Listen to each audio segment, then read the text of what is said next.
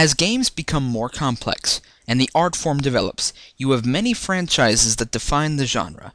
You have games that break the surface of the river of mediocrity and glimmer like a gem in the fresh sunlight of popularity. And then you have games like The Twisted Tale of Spike McFang. Now I want to qualify this review. This game isn't exactly bad. It's just so weird that I had to comment on it. And there is an awful lot they did wrong. First, let's comment on the music. While the music seems okay at first, I mean, let's face it, it's a hell of a lot better than 8 Eyes, it drags on and rarely changes. The game was developed by Bulletproof Software. Now, I want to test that theory, but unfortunately I don't own a cartridge of this game, and I don't get out to the range that often. And this put me in a foul mood right away.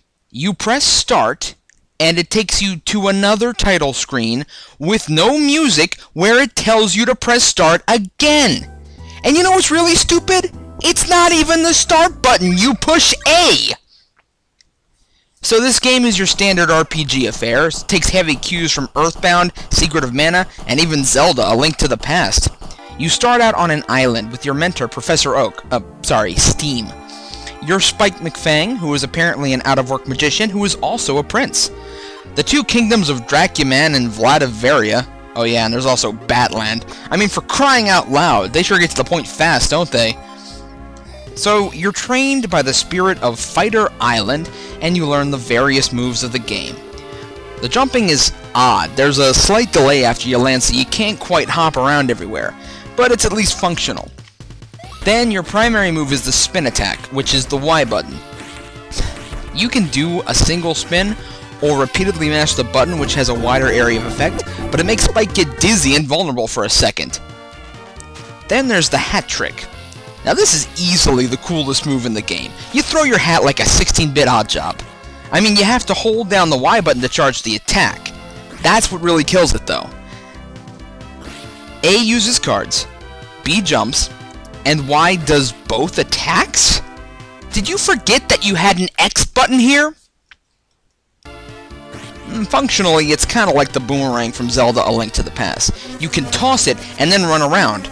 Since it homes in on you, you can get a couple extra hits. And speaking of Zelda, the sound effects are very similar, especially when Spike gets hit.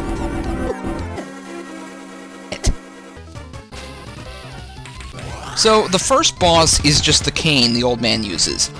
It's not particularly special.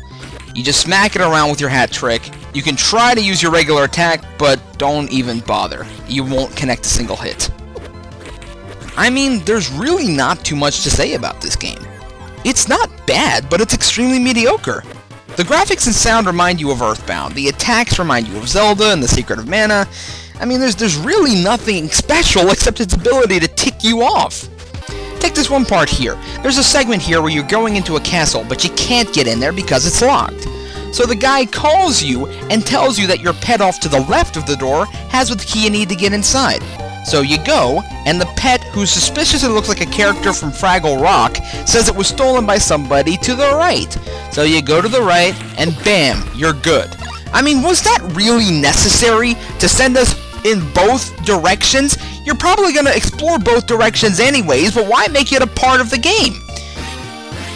The castle dungeon just seems to drag. I mean, mainly because your attack is so ineffectual. Now, some obstacles are ridiculous, like this Moai head who kicks you through a wall, or these spike shooters. This is nothing compared to how obnoxious the enemies are.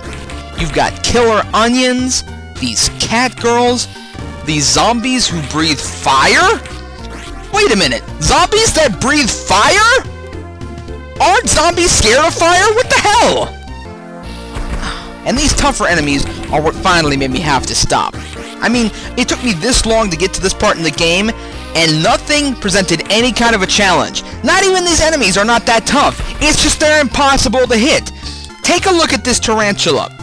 You have to use the hat trick to kill him while he shoots poison gas clouds in several bursts that are impossible to dodge. That, my friend, is bullshit. You have to dodge while you're charging the attack and throw it in the direction of the spider. You know, it would have been a lot easier if you could just throw the hat with the X button Again, it's not a bad game, but it's really weird, and kinda like Kendo Rage, it's so mediocre, it's not even worth playing.